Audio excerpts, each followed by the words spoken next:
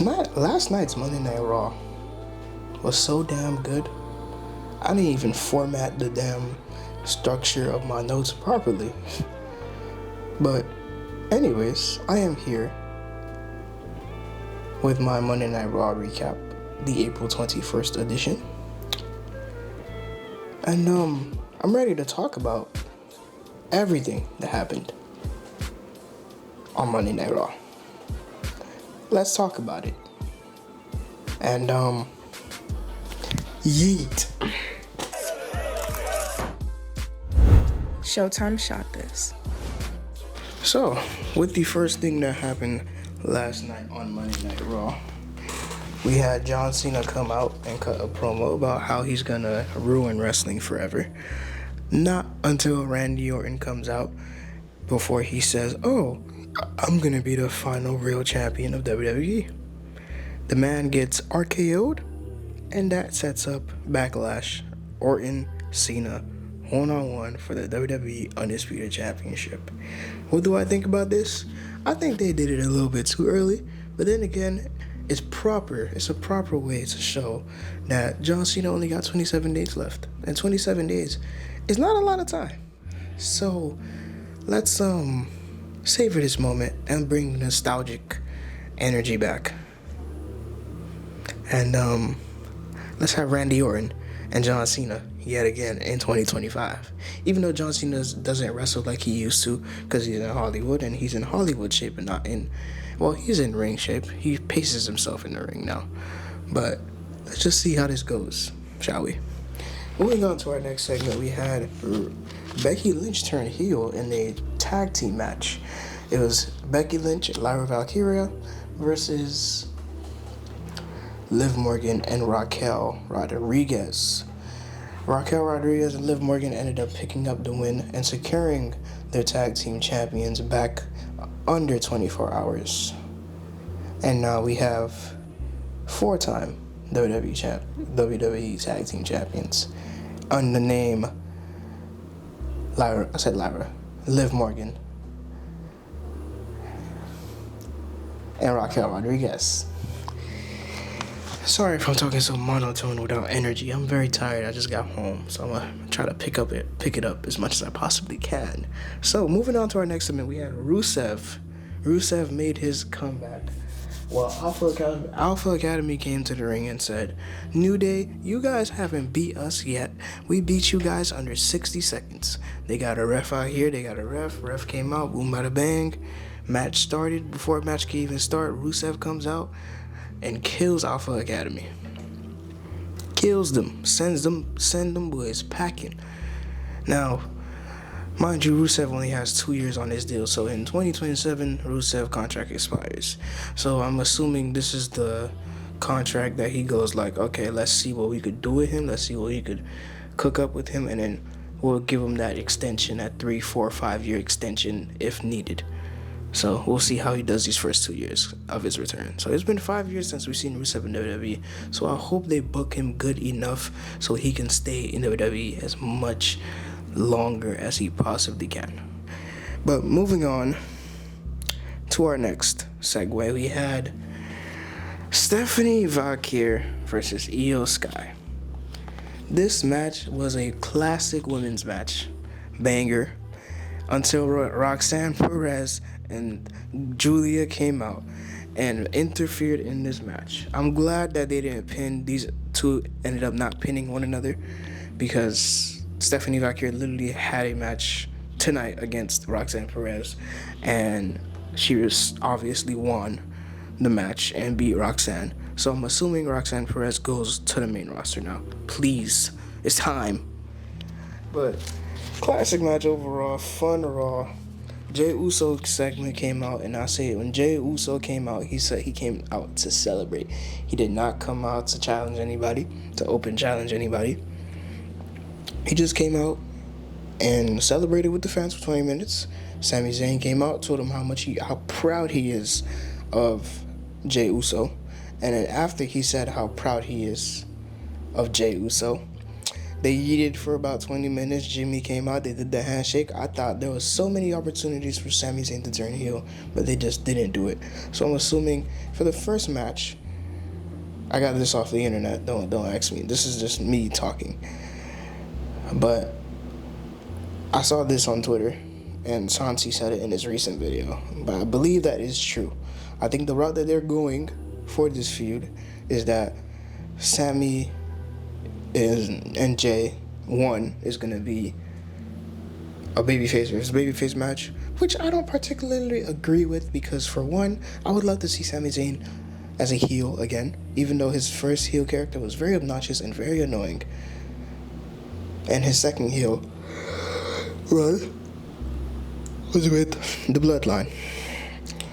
So, whatever happens, but I just pray to God that Sami Zayn turns heel eventually. And another thing that I would like to add to this thing of Jey Uso being world champion, I believe that if Jey Uso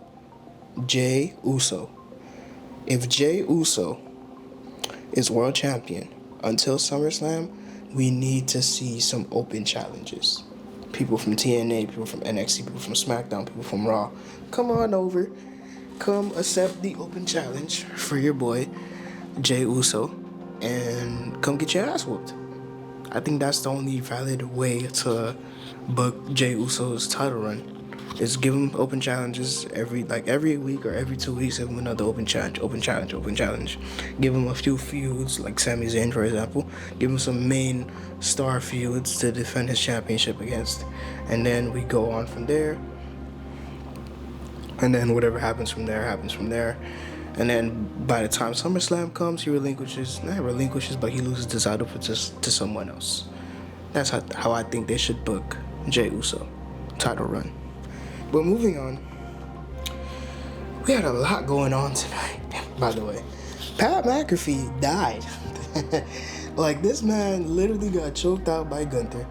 Michael Cole and Gunther was going at it back and forth, and he tried to choke out Michael Cole, and then in Michael Cole's defense, Pat McAfee comes, smacks the crap out of Gunther. He didn't like that. Pat McAfee turned around, Gunther came out, choked him out to death, coughing and all, selling that thing like he's a full pro wrestler, which I love. And then I think that sets up Gunther versus Pat McAfee at Backlash. I don't know how I feel about that, but we'll have to wait and see. So, moving on to our next segment, we had I put in these notes. These notes are all over the place. We had Dom versus Penta in a Intercontinental Championship match. This match was good.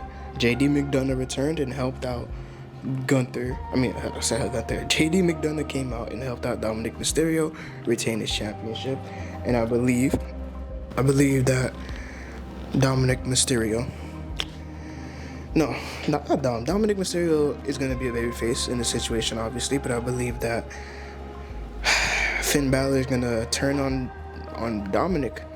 I think it's time that Finn gets his solo run and turns on Dominic, beats up Dominic, and boom, bada bang. Braun Breaker. No, before we even talk about this, let's get to the main event.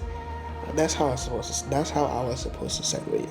Let's get to the main event of the show. Seth Rollins comes out and he says he's visionary, he's revolutionary, he is Seth freaking Rollins.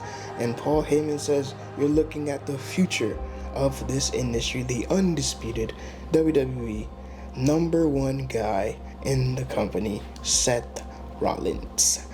Boom, bada bang, Bob's your fucking uncle. Seth Rollins comes out with Paul Heyman, does the whole bit, I'm the revolutionary, cool beans. Out comes CM Punk, wristing up, wrapping around his hands, starting to wrestle, boom, bada bang. He comes in, attacks Rollins, but stomping him. And then he goes after Paul. Seth literally grabs him by his eyes, drags him on the floor, and curb stomps him to death, basically. And then out come Roman Reigns. The ending credits were already popped up on my screen, and then we seen Roman Reigns comes out. handles Seth Rollins, spears him to death, and then as he's about to go, he Superman punches Paul Heyman. As he's about to go spear Paul Heyman, Bron Breakker comes out of nowhere. The Raptors of Doom comes out, spears this man half to death. Quite literally, spears him half to death. And then he does the super spear where Roman rolls out the ring, and then he stands by the barricade, and then Bron Breakker comes, spears the living shit out of this man Roman, and I think this is how we set up one of the biggest matches on the Backlash card, coming off of WrestleMania: CM Punk, Roman Reigns versus Bron Breakker and Seth Rollins in a tag team match. Now, I think this is gonna be a way of forcing CM Punk and Roman Reigns to work together again to get this feud going. But I believe if CM Punk and Roman Reigns tag team together, I feel like they're not going to win. I think they're gonna lose their match because they want to assert Seth Rollins and Bron Breakker as a legitimate faction. And I also believe that Ethan Page, I believe that Ethan Page is going to be the man to come up and be a part of the Bron Breakker and Seth Rollins faction with Paul Heyman. But that is all that I have for my Monday Night Raw recap, live from Los Angeles, California, or Las Vegas in the T-Mobile Arena. I am your host, ShowtimeShootz, and I am officially clocking out. Remember to subscribe, leave a like on the video. Go ahead in the comments, follow my socials. Go ahead and watch these two videos right here. Well, no, watch the playlist right here. Watch the most recent video right here. And subscribe on the right side, bottom right. It's been your boy, ShowtimeShootz, and I am officially clocking out. See y'all in the next one. Later. ShowtimeShootz, signing off.